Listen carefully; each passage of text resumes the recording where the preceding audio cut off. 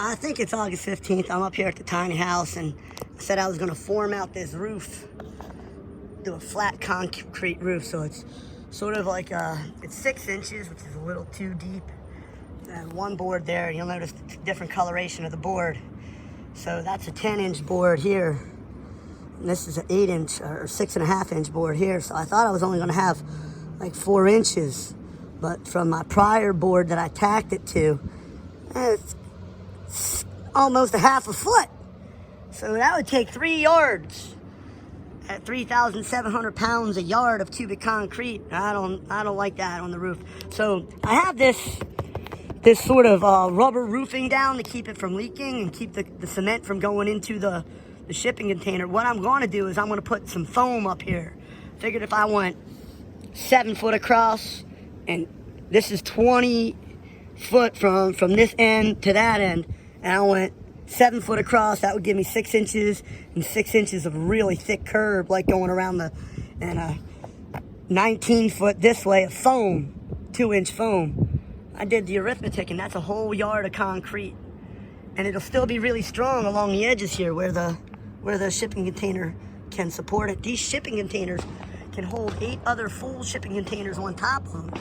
They weigh 5,000, so that's 40,000 pounds that this shipping container is allowed to have on top of it, but not in the middle, along the edge. That's where the strength is, along the edge of the shipping container.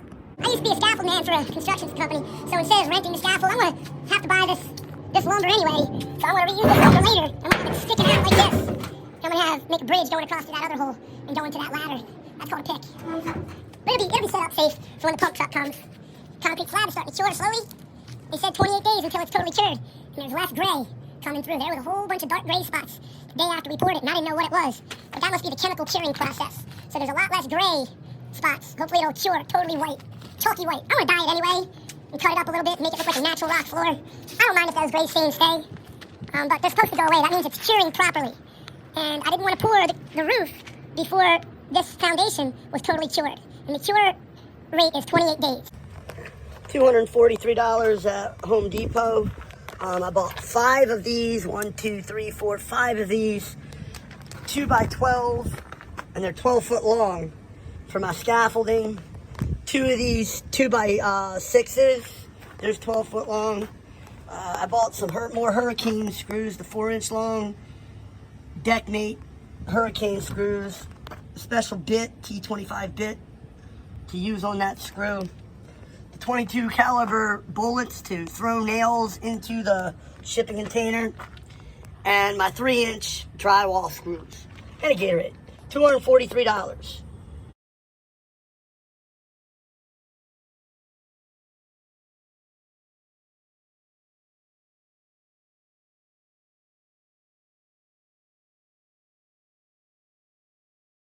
Another $102. 3 more 12-inch, 2 by 12 by 12 foot long, 2 by 6 by 12 foot long, and 3 cans of foam.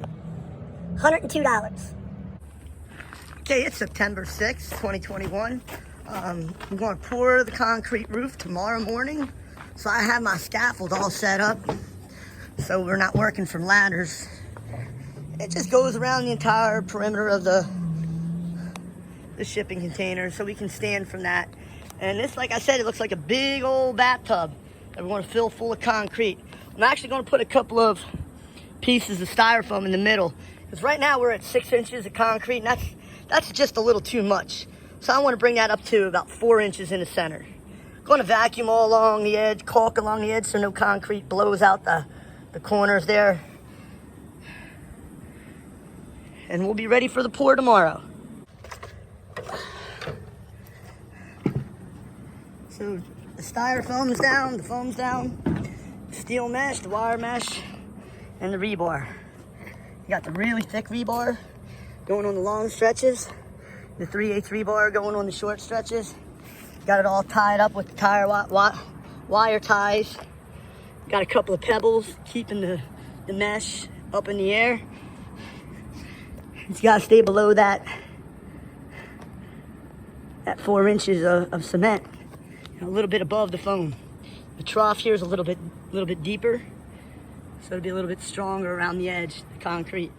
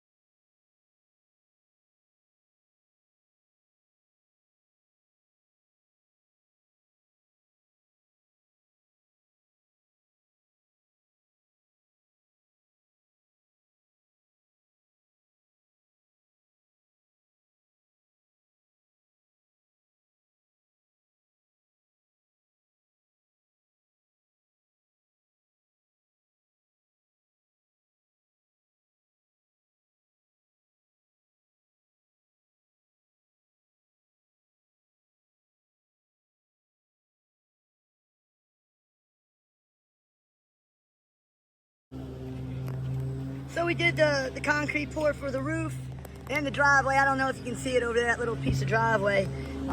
Really thin mix, easy to maneuver, easy to screed, easy to trowel. So I used the bull float, and now I'm just coming back. I'm gonna put a sealer on it. This has rebar in it. I got my anchor bolts in case I want to put, I don't know, what are those things called, solar panels? Just in case, just in case. Maybe I'll put a wood deck up here. I don't know. That's what we got.